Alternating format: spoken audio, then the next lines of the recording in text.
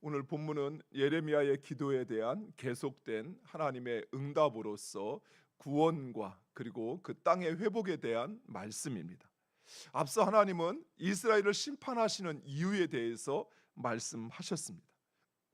이스라엘은 하나님의 사랑과 은혜 속에 살면서도 하나님을 무시하였고 하나님의 말씀에 불순종함으로 하나님과의 언약을 파기하였습니다.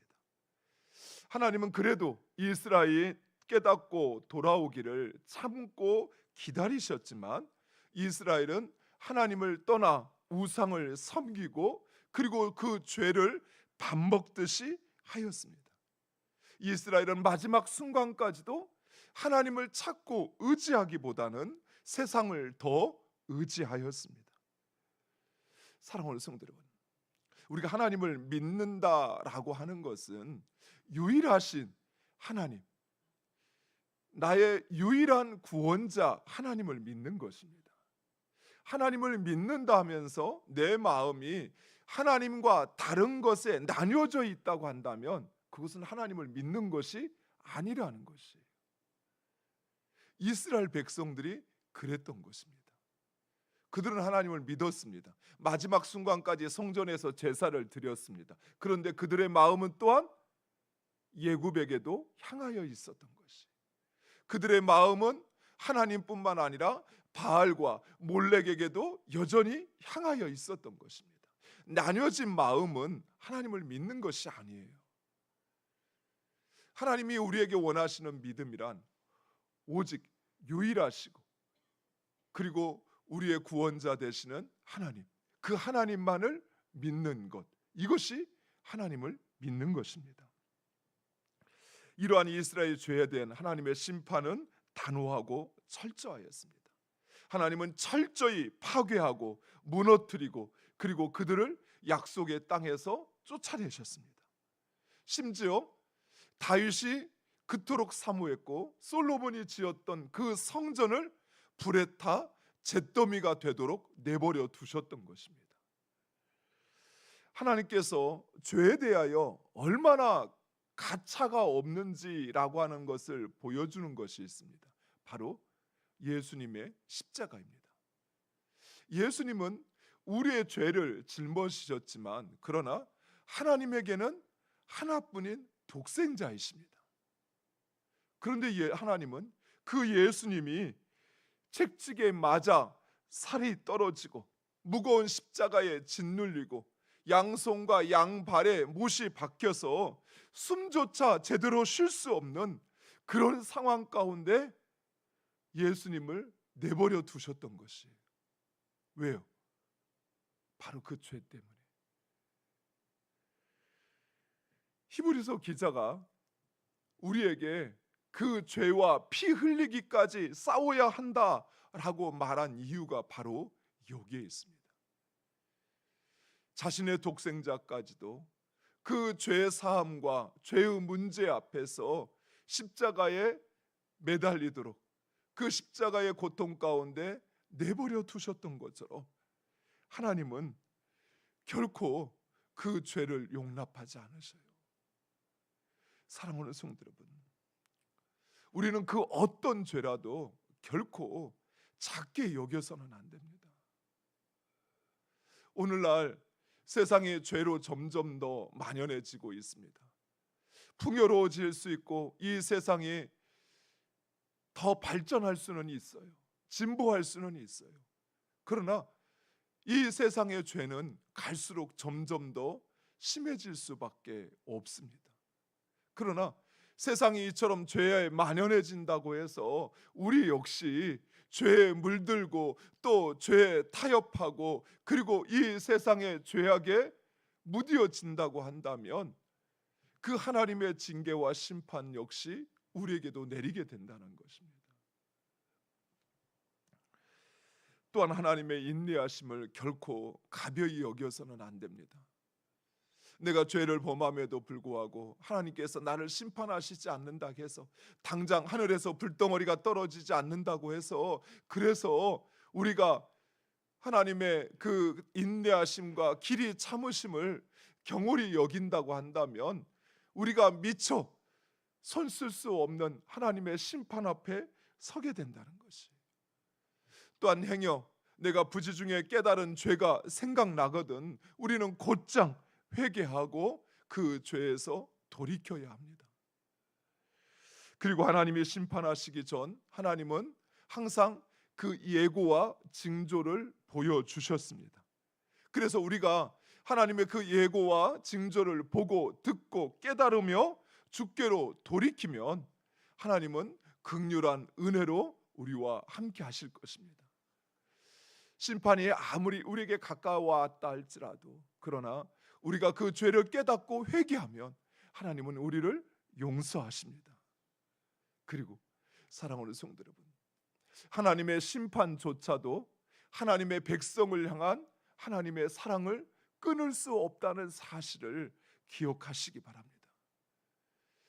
하나님의 백성 되지 않은 자들에게는 하나님의 심판이 멸망하는 것이지만 그러나 하나님의 백성에게는 그 하나님의 징계와 심판은 오히려 그들을 포기하고 버리신 것이 아니라 오히려 하나님의 구원의 손길이라는 것이.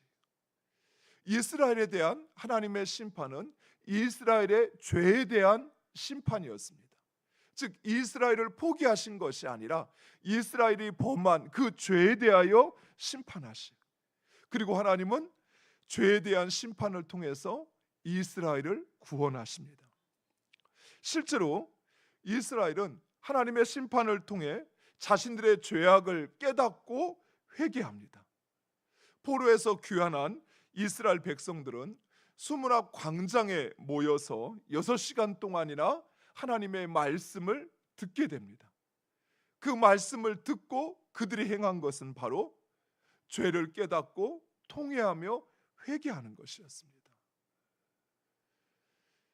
이스라엘의 그 고난과 그 고통 그리고 하나님의 죄에 대한 심판을 통해서 돌아온 이스라엘 백성들은 바로 자신들이 하나님께 그들을 버리신 것이 아니라 자신들의 죄악이 하나님의 심판을 초래했다는 사실을 깨닫고 그들은 통회하며 회개했던 것입니다.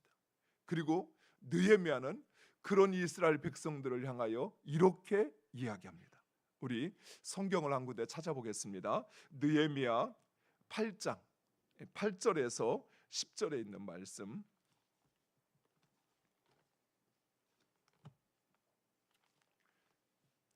느헤미야 8장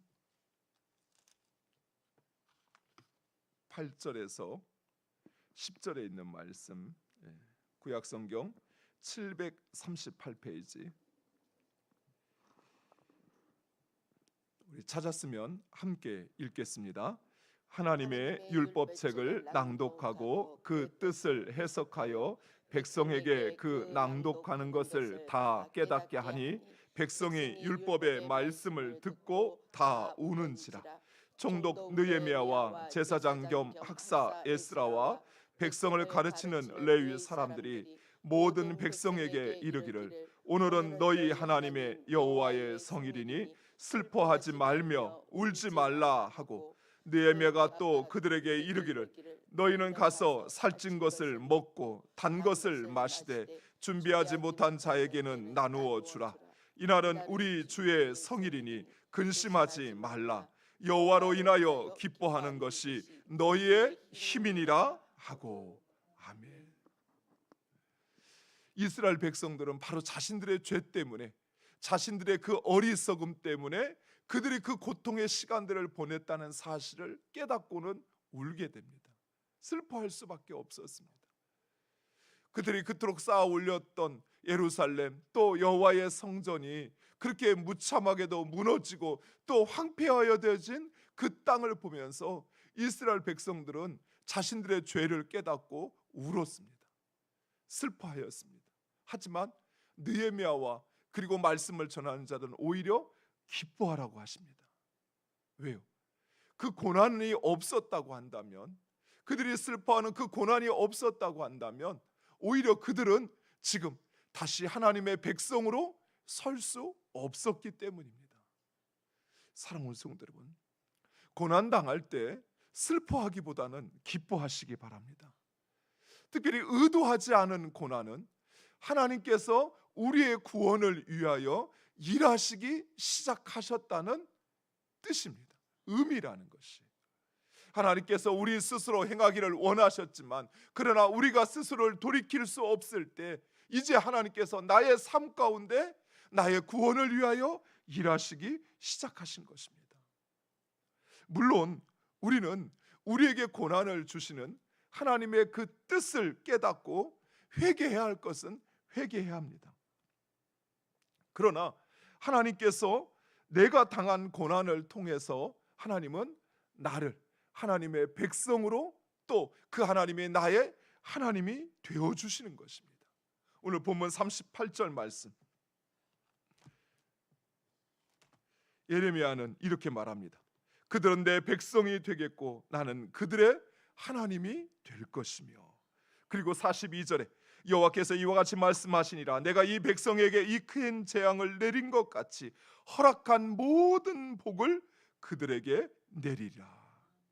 하나님은 그 고난을 통해서 우리를 하나님의 백성으로 온전케 하실 뿐만 아니라 그리고 하나님께서 약속하시고 말씀하신 그 복을 하나도 빠짐없이 부어주실 것을 기대하고 기도하며 기뻐하시기 바랍니다. 사랑하는 성도 여러분, 하나님의 징계와 또 그리고 그 하나님의 구원은 단순히 심판이나 또는 죄사함을 목적으로 하지 않습니다. 하나님께서 우리의 삶 가운데 우리를 징계하시고 또 우리를 심판하시고 또 우리를 구원하시는 그 이유를 40절 이렇게 말씀합니다. 내가 그들에게 복을 주기 위하여 그들을 떠나지 아니하리라 하는 영원한 언약을 그들에게 세우고 나를 경외함을 그들의 마음에 두어 나를 떠나지 않게 하고. 사랑하는 성도 여러분, 하나님이 원하시는 것은 바로 하나님과의 바른 관계입니다. 하나님께서 우리의 삶 가운데 행하시는 그 모든 일들, 그것이 고난이든 축복이든 그들의 형통한 일이든 그것이 나를 어렵게 하는 일이든 그 모든 것은 하나님과 나와의 관계가 온전해지길 원하는 거예요. 하나님을 나의 하나님, 나의 삶의 주인 삼고 그리고 오직 그 하나님을 경외하고 그리고 하나님께서 나에게 내려주시는 그 하나님의 복을 누리면서 살아가기를 원하는 것입니다. 하나님은 장차 우리가 그 하나님의 영광과 함께하는 하나님의 백성이 되기를 원하시는 것이. 사랑하는 성도 여러분, 우리가 지금 당장 세상의 것으로 풍요로워지거나 잘 되는 것, 그것보다 더 중요한 것은 하나님과의 관계가 더 깊어지고 그리고 하나님의 백성으로 온전해지는 것입니다. 우리의 삶 가운데서 그 하나님의 뜻과 하나님이 행하시는 그 일을 깨닫고 그리고 그것을 찬양하며 기뻐하며 그것을 행함으로 하나님의 영광에 동참하는 것, 그것이 그 무엇보다도 소중하고 그리고 하나님께서 우리의 삶 가운데 행하시는 모든 일의 목적인 것입니다. 사랑하는 성도 여러분, 오늘을 하나님의 백성으로 그리스도인으로 살아가는 여러분 되시기를 간절히 축원드립니다. 그러기 위해서는 먼저 우리를 향한 하나님의 그 뜻과 사랑을 알아야 돼요. 내 마음에 왜 나에게 이런 고난을 주십니까? 하나님 왜 나입니까? 하며 원망하며 불평할 때는 그 하나님의 뜻을 깨달을 수도 없고 또 그 하나님의 깊은 계획을 알 수도 없습니다. 그러나 나를 향한 변치 않으시는 그 하나님의 사랑 그리고 그 하나님의 말씀이 진정 나의 삶의 진리요 길이요 생명이라는 사실, 그래서 하나님께서 나와 온전한 관계를 맺기를 원하시고 나와 더 깊은 관계 속에 나아가기를 원하시고 그리고 그 하나님의 영광을 우리가 함께 누리며 살아가기를 원하시는 그 하나님의 뜻, 그것을 깨달을 때 우리는 우리의 삶 가운데 시작하신 하나님의 그 일에 비로소 동참할 수 있는 것입니다. 사랑하는 성도 여러분, 어떤 큰 일을 해야 또는 저 세계 아주 오지에 가서 복음을 전해야만 하나님의 일을 하는 것이 아니에요. 나의 삶 속에 하나님께서 시작하신 그 일, 아주 작고 사소할 수 있어요. 하지만 나를 하나님의 백성으로 온전케 하시어서, 그래서 하나님을 알고 또 하나님과의 그 관계가 더 깊어지는 것, 하나님 없이는 살 수 없다는 것을 깨닫고 매일매일 하나님을 찾고, 그리고 그 하나님의 말씀을 사모하고, 그리고 그 하나님을 의지하고 그 말씀 가운데 순종하며 살아가는 것, 하나님 바로 그것을 원하시는 것입니다. 또한 분명히 확신하시기 바랍니다. 비록 내 삶에 고난이 찾아올지라도 하나님은 그것을 통해서 우리로 하나님이 누리시는 하나님의 그 영광과 또 그 하나님의 존귀하심을 우리로 함께 나누기를 원하시는 것입니다. 우리가 그 자리에 서기를 원하시는 것입니다. 그렇다면 우리가 어떻게 해야 할까요? 하나님 우리의 삶 가운데 시작하신 그 일이 이루어지기를 위하여 기도해야 할 것입니다. 그리고 이제 그 일을 기쁨으로 기도하며 또 기대하며 그 일들을, 깨달은 것들을